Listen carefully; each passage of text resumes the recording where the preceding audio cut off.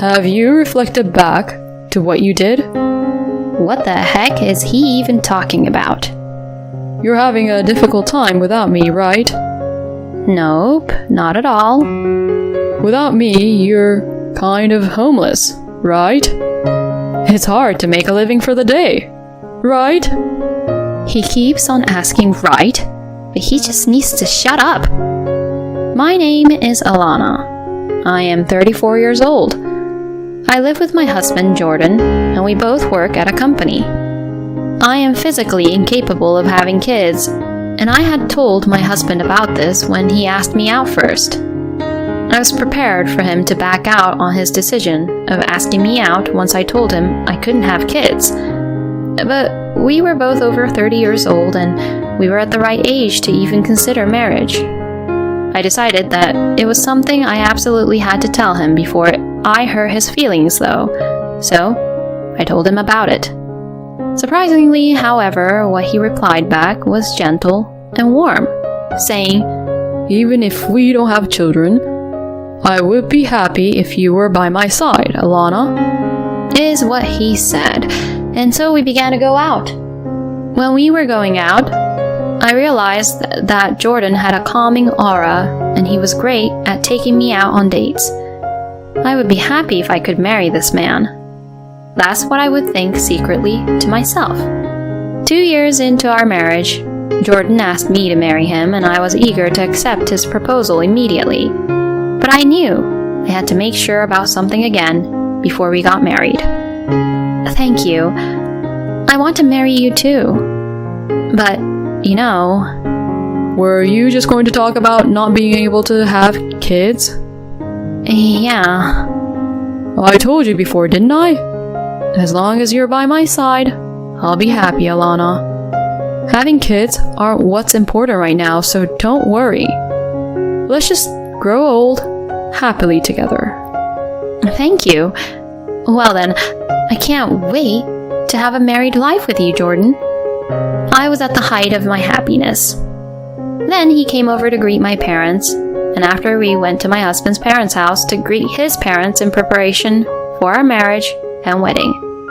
But I somewhat felt a little off at my husband's parents' house. This feeling was what told the whole truth, but there was no way I could have realized it at the time, and I was immersed in a false sense of happiness.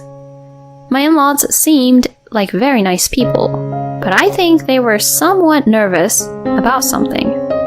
I felt as if Jordan's parents' house was Jordan's kingdom. My husband talked all the time, and my in-laws just listened to him. Once, when my mother-in-law said, "Oh, by the way, back in the day," my husband said, "Do you really want to talk about that now?" And after that, my mother-in-law decided to remain silent. I felt uncomfortable seeing such a scene, but at the time I missed this important clue.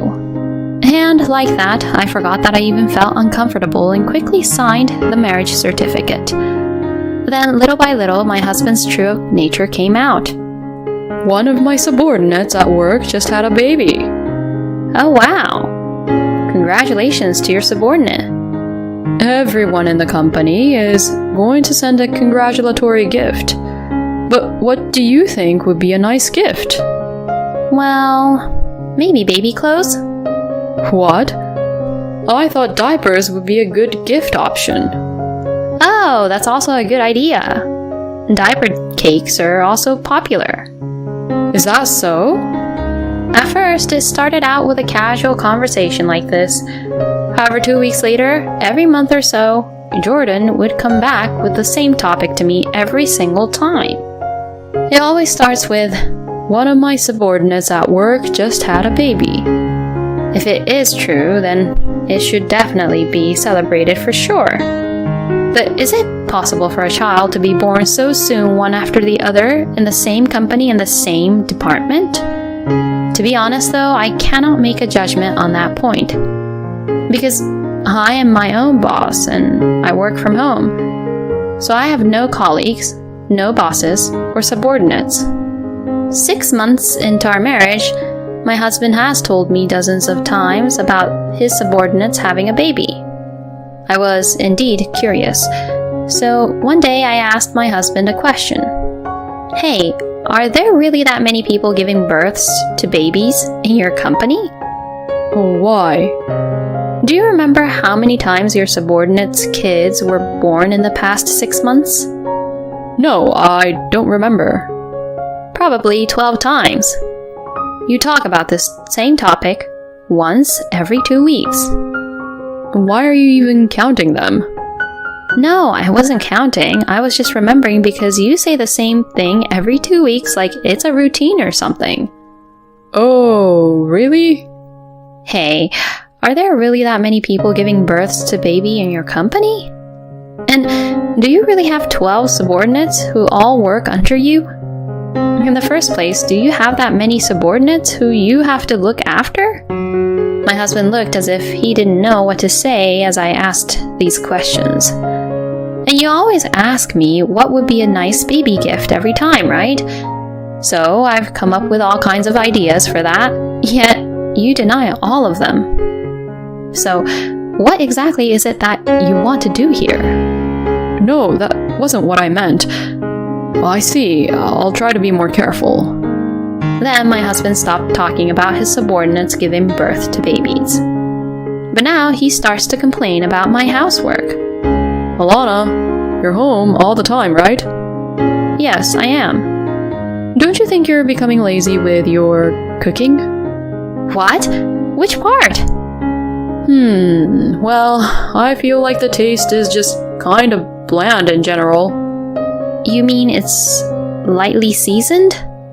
No, I don't mean it like that. How should I put it? I am indeed at home most of the time. But that doesn't mean I'm not working just because I'm always at home. Moreover, I love to cook. I thought I was taking time out from my busy work schedule to cook elaborate meals to relieve my stress. However, I thought that this was my world of self-indulgence, and that for him, the home-cooked meal wasn't what he preferred. So whenever he pointed this out to me, I would ask him questions, hoping to get closer to his desired tastes. But he would always say only vague things, and so even if I wanted to improve, I could never do so. I gradually became more and more stressed about it. Even today's cooking too, I don't exactly know how to explain it, but... You know, I want to cook the way you like it. So could you please point it out what's so wrong about it clearly? You always say things in a vague way, so there's no way to improve. It's hard to explain it, you know. Well then, can you cook instead of me? If you cook the way you want to eat them, I'll learn how it tastes.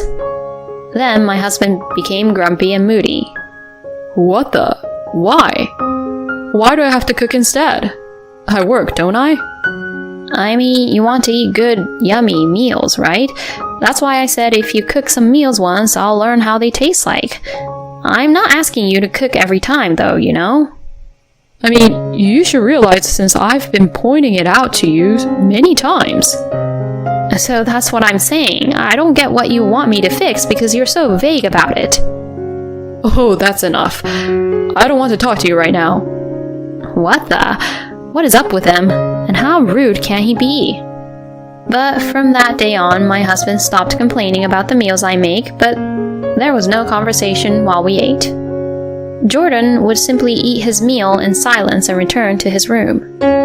This continued for about 2 weeks.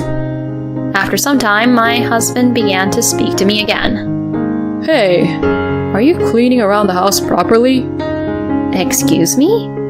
It's kind of dusty. Oh, really? I don't feel it being dusty at all, though. It's been bothering me for a while. I see. I get it. I'll be careful from now on. I said I would be careful, but I'm not at all convinced with what Jordan was saying. I also love to clean. You could say that I'm a neat freak. I mean, where I work is where I live. So I want the environment in which I place myself to be clean at all times. With this in mind, I vacuum the house every day and even wipe down the floors as well. A house that I have gone to such lengths to keep clean cannot possibly be dusty. I didn't know what to do, so I asked a friend of mine, Kendra, who has been very close since college, for advice. I started up Skype to chat with her. Hello, a long time no see. It's been a while. Hey, what's up? Are you tired or something? Do I look like that? Yeah, you have bags under your eyes.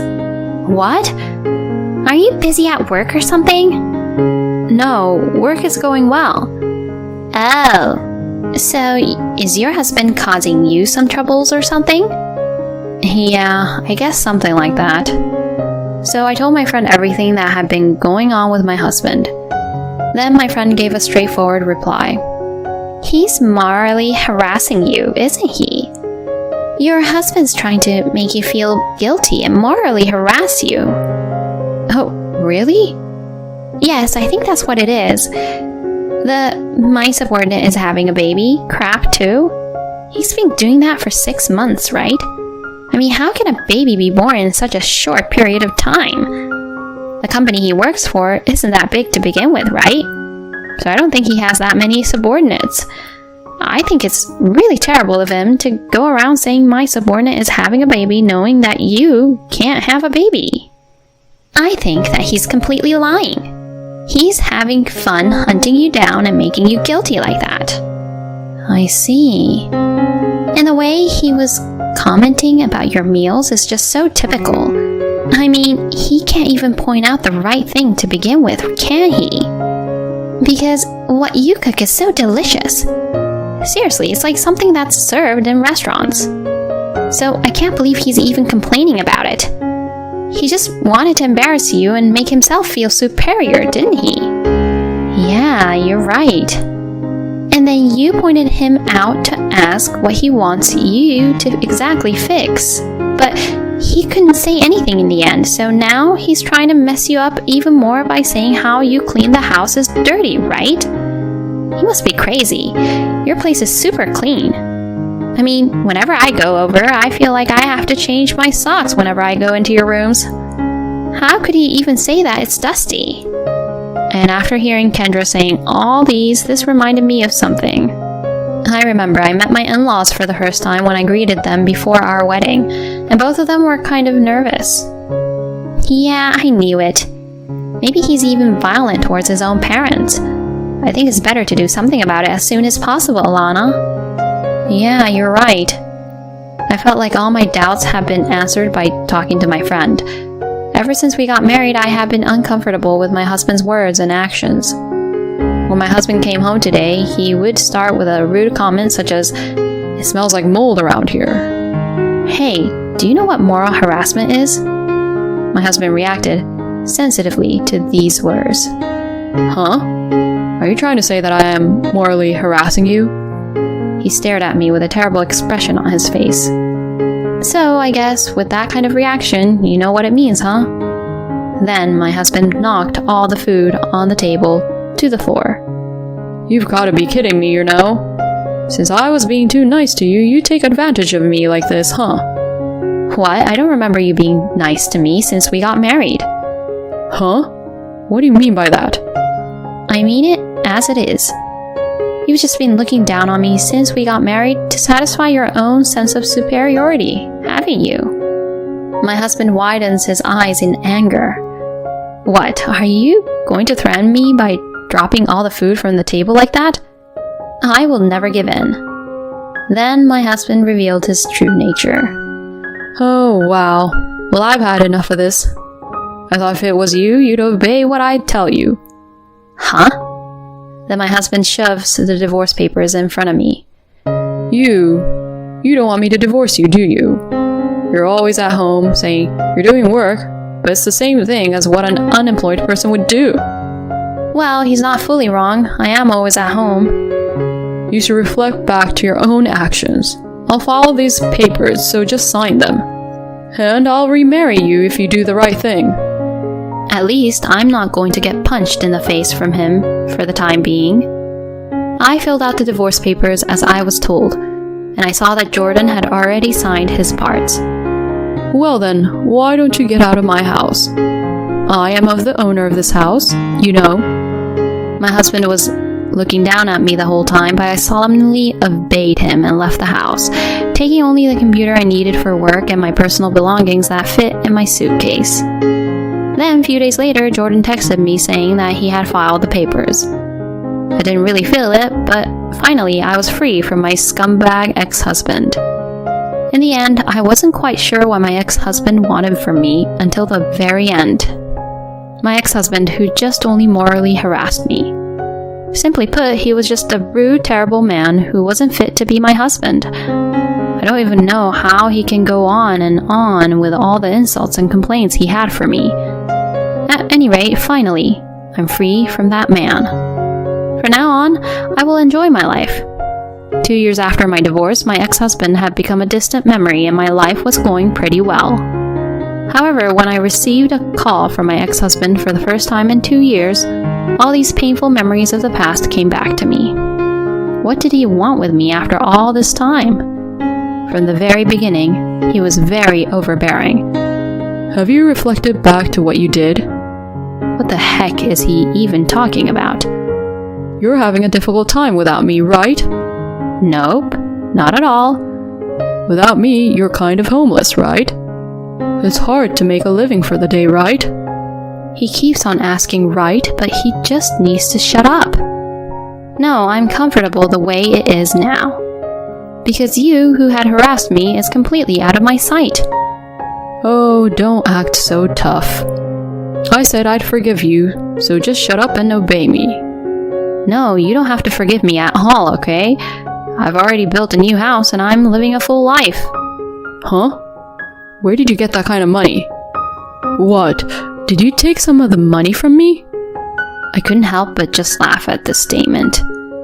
Wow, your jokes are getting better. Of course not, why would I? Besides, you only paid the rent, and the rest was all paid by me, remember? And I wasn't depending on you financially. I mean, well, I couldn't. And so this house was built with my own money. Well then, it must be small and tiny, isn't it? You really don't need to act so tough, you know? I took a photo of only the amount of the contract for the house and sent it to my ex-husband. What? $3 million? Where the hell did you hide this kind of money? There's no way you, who's unemployed, have this kind of money. So I've been telling you that I work from home. You're the only one who treated me like I was unemployed, or I had no job. Well, you know, I go out more often now. I'm busy with various things now that I formed a company. Our annual sales have reached $1 million. My ex-husband was silent for a while, but then he says something outrageous. I see. Then you should be thanking me. The reason you were able to make it that far was because I kicked you out of the house, wasn't it? Wow, how annoying could he get? You know what? Do you know why I don't hang up the phone on you? Of course I know. Because you haven't heard from me in 2 years, 1 month, and 4 days, right? Wow, that's amazing. I can't believe you get the numbers right and that you're even counting. Well, I'm not hanging up on you because I have something to say. My ex-husband seems to be having fun on the other end of the phone. Well, I know what you want to say, but okay, I'll hear you out. Oh, trust me, you definitely don't know what I'm going to say. Can you please stop stalking me? Huh? You've been pestering me for the past 2 years, haven't you? And you've been asking me to contact you. What are you talking about? You've been calling all my friends, haven't you? You know, it's really disgusting knowing that you're stalking me. I really don't care about you. I really don't ever want to start over with you. No way, absolutely not. I know this, you know. I know that you were recently laid off from your job. What? Who told you that? I heard from an ex-colleague of yours whom you morally harassed and was sent to the hospital. He was good at his job, but your company lost a very talented employee indeed. Anyways, he works for us now, and you were finally fired for morally harassing him. Is that why you contacted me? To ask me to support you financially? No, I thought you'd be waiting for me. There's no way I'd be waiting for you. You're nothing but a painful memory for me. Don't ever contact me again. Don't ever contact my friends again. I will sue you if you try to contact me or my friends again. I'm going to tell you right now, I hate you. I will never ever remarry you. I hope you age all alone by yourself. I finally hung up the phone on him and took a deep breath. Yes, I feel better. He will eventually become one of my painful memories, which would fade away in the end. What in the world did Jordan even want to do here? His actions didn't make any sense at all. He probably wanted to put his wife under his control, but she was too good for him. The difference in wisdom is just so obvious. Jordan should have definitely been more considerate to his wife. Thank you for watching to the end. Please subscribe to our channel. See you in the next video.